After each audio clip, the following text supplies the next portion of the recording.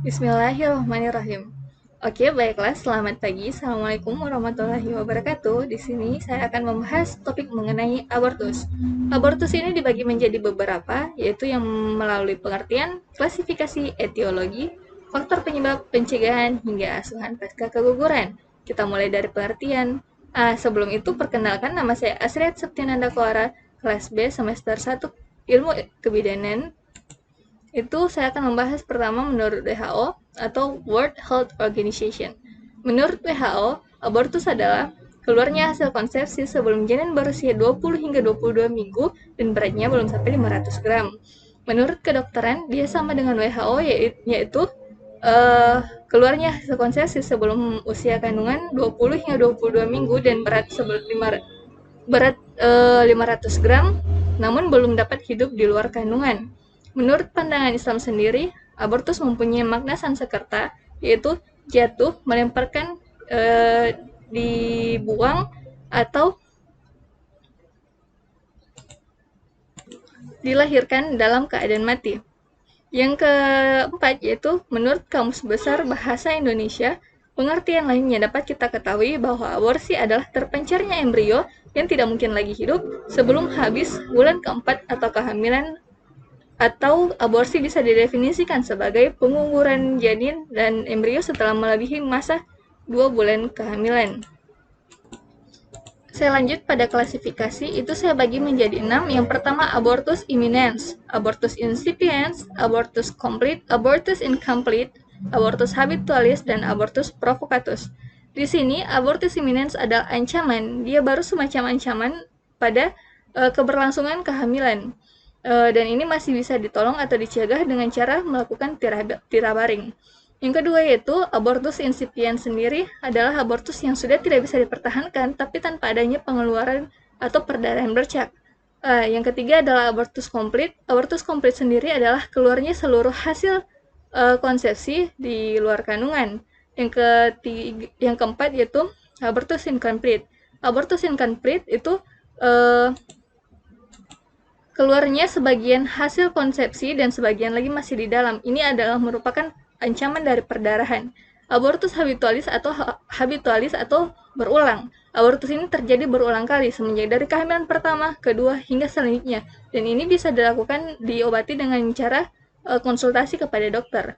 Yang terakhir yaitu provokatus. Ini paling sering dilakukan oleh anak-anak muda atau yang mempunyai usia resiko tinggi yang tidak ingin mempunyai anak lagi.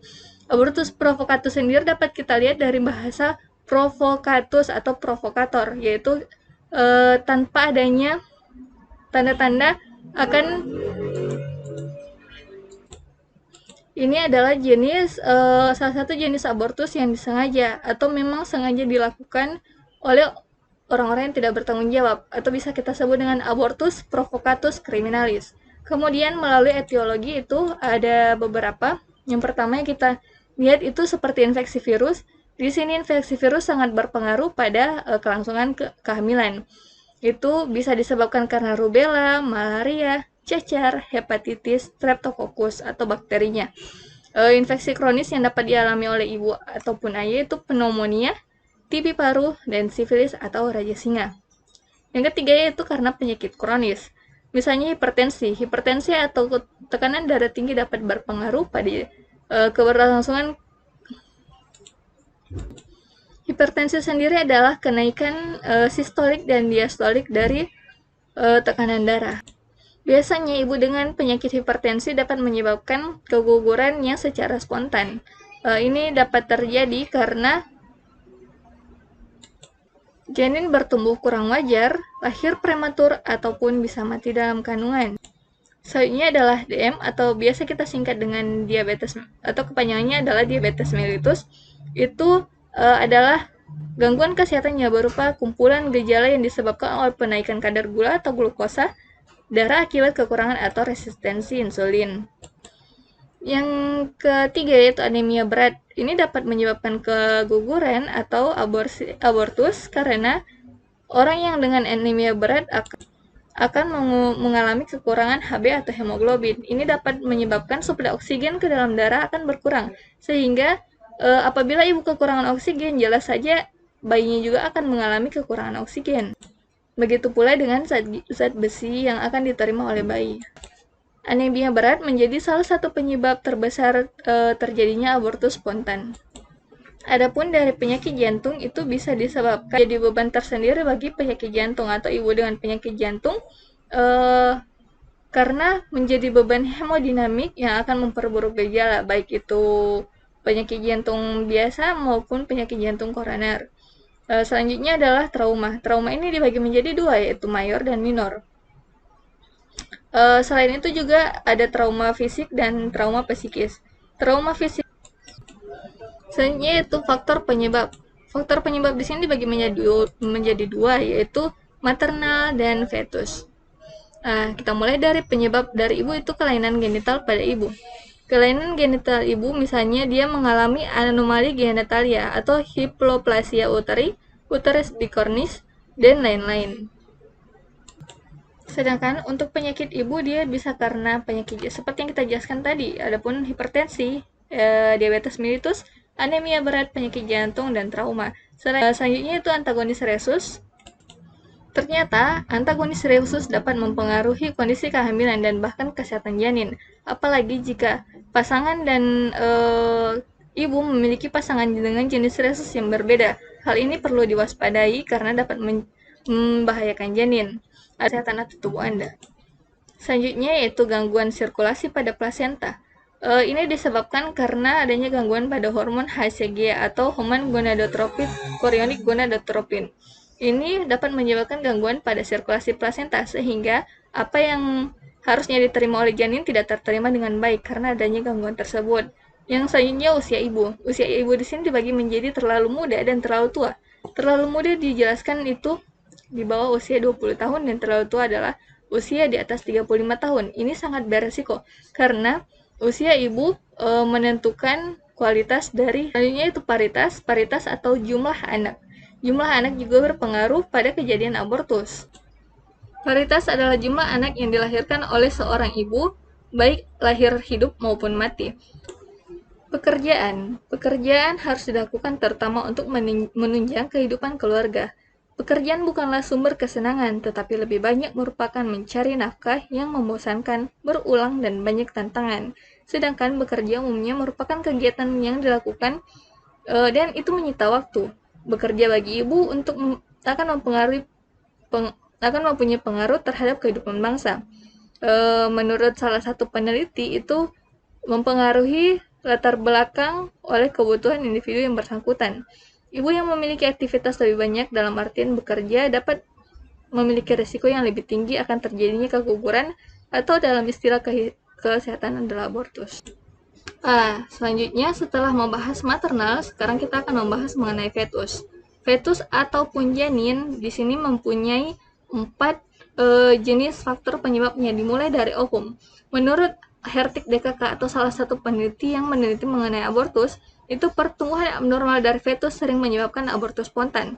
Menurut penyelidikan mereka, dari 1000 abortus spontan maka 48,9% disebabkan karena ovum yang patologis, 33,2% disebabkan oleh kelainan letak embrio, 9,6% disebabkan karena plasenta yang abnormal, dan pada ovum yang abnormal, 6% diantaranya terdapat pencegahan untuk terjadinya abortus. Pencegahannya itu dibagi menjadi 2, itu sebelum masa kehamilan dan setelah pada masa kehamilan. Ada baiknya dilakukan pencegahan sebelum masa kehamilan karena ini adalah waktu-waktu rentan dan bisa ditangani secara dini atau dideteksi secara dini terjadinya abortus. Upaya ini dapat dilakukan di masyarakat, fasilitas kesehatan, dan maupun rujukan. Kita mulai dari pendidikan kesehatan ya. Pendidikan kesehatan reproduksi dan seksual yang komprehensif. Itu dimulai dari pasangan usia subur atau PUS. Agar pasangan usia subur dapat merencanakan kehamilan, mencegah terjadinya kehamilan yang tidak diinginkan, merencanakan kehamilan dengan baik, memahami proses kehamilan, menjaga kehamilan, mendeteksi secara dini terjadinya keguguran dan mengakses layanan yang berkualitas. Pendidikan kesehatan reproduksi dan seksual bagi perempuan dewasa bisa didapatkan melalui program-program di puskesmas, PKK, kelas ibu hamil, dan sebagainya. Yang selanjutnya itu adalah personal hygiene. Personal hygiene adalah edukasi terhadap kebersihan pribadi. Ini berfungsi untuk mencegah penyakit infeksi, termasuk edukasi bagi perempuan mengenai bagaimana menjaga kebersihan di masa menstruasi. Itu yang terpenting. Selanjutnya itu layanan kontrasepsi dan keluarga berencana. Agar pasangan usia subur dapat merencanakan kapan dan waktunya ia ingin hamil ataupun tidak, sekaligus mencegah kehamilan yang tidak diinginkan. Yang saja itu konseling caten atau calon pengantin. Itu adalah pencegahan Adapun upaya pencegahan aborsi pada masa kehamilan dibagi menjadi 3, yaitu yang pertama ANC berkualitas, deteksi dini, dan subtopik. Adapun upaya-upaya tersebut dapat dilakukan dengan melakukan beberapa hal pada masa kehamilan. Yang pertama, mengikuti kelas ibu hamil. Kedua, makan makanan yang bergizi seperti sayuran, ikan, daging, telur, dan susu. Yang ketiga itu menjaga kebersihan diri, terutama pada area genital dengan tujuan mencegah infeksi yang mengganggu proses implantasi janin.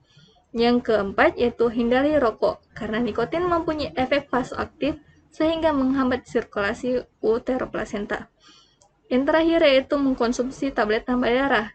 Pada saat ini sangat banyak ibu hamil yang susah disuruh untuk minum tablet tambah darah. Maka dari itu kita sebagai bidan mempunyai peran tertentu atau peran penting untuk meminta ibu hamil agar mau meminum tablet tambah darah. Baiklah, kita lanjut pada deteksi dini. Deteksi dini sendiri adalah edukasi terkait tanda bahaya kehamilan, khususnya terjadi perdarahan pada usia kehamilan muda. Ini yang tepat dilakukan dengan pendidikan kesehatan bagi masyarakat agar menciptakan lingkungan yang melindungi perempuan dan anak dari upaya tindak kekerasan seksual dan reproduksi, baik fisik maupun emosional. Melatih tenaga kesehatan untuk mengenali kemungkinan kekerasan dan menyediakan layanan bagi perempuan yang mengalami kekerasan oleh tenaga yang terlatih. Adapun subtopik sendiri adalah edukasi terkait bahaya induksi keguguran yang tidak aman, atau kita sebutkan yang di atas tadi sebagai abortus provocatus. Ini seperti resiko komplikasi perdarahan atau infeksi yang dapat berujung pada kematian dan sangat-sangat fatal. Layanan induksi keguguran yang aman dapat disediakan di fasilitas kesehatan sesuai undang-undang bagi indikasi kedaruratan medis dan korban perkosaan. Setelah terjadinya keguguran, maka kita harus melakukan asuhan pasca keguguran. Itu saya ambil menjadi beberapa bagian, itu pertama obat-obatan, pembiayaan, sumber daya manusia, pencatatan dan pelaporan, kemitraan, pengawasan, hingga evaluasi. Yang pertama itu obat-obatan. Untuk memastikan bahwa layanan asuhan pasca keguguran yang komprehensif tersedia di layanan kesehatan, pengelola fasilitas maupun pemerintah perlu memperhatikan berbagai aspek terkait sistem kesehatan. Berikut adalah daftar-daftar obat-obatan, alat, dan perlengkapan yang diperlukan untuk menyediakan layanan asuhan pasca keguguran komprehensif di fasilitas kesehatan. Yang pertama kita harus ada tes beta HCG dan imunologi virus, screen obat anti efek samping, misalnya loperamid dan antimual. Adapun pembiayaan yang harus dikeluarkan itu perempuan yang sudah terdaftar sebagai anggota Jaminan Kesehatan Nasional dapat memanfaatkan paket manfaat dari BPJS Kesehatan untuk ini bukan iklan ya, untuk mendapatkan layanan atau asuhan pasca keguguran. Pembiayaan pelayanan asuhan pasca keguguran di fasilitas kesehatan mengacu pada Peraturan Kementerian Kesehatan Nomor 52 Tahun 2016 tentang standar tarif pelayanan kesehatan dan penyelenggaraan program jaminan kesehatan. Yang ketiga yaitu sumber daya manusia. Sumber daya manusia yang dimasukkan di sini adalah pengembangan sumber daya manusia untuk penyediaan layanan asuhan pasca keguguran bertujuan untuk menyediakan tenaga kesehatan yang memiliki kompetensi berupa keterampilan, pengetahuan, dan sikap yang KB dan kontrasepsi hingga rujukan. Ini harus ada. Pencatatan dan pelaporan harus meliputi kartu ibu atau rekam medis lainnya yang dapat disimpan di fasilitas kesehatan. Yang kedua, pengawasan dan evaluasi sendiri adalah sebagai feedback apakah asuhan pasca keguguran ini yang meliputi obat-obatan, pembiayaan, sumber daya manusia, dan lain-lain telah bekerja secara optimal. Terima kasih. Assalamualaikum warahmatullahi wabarakatuh.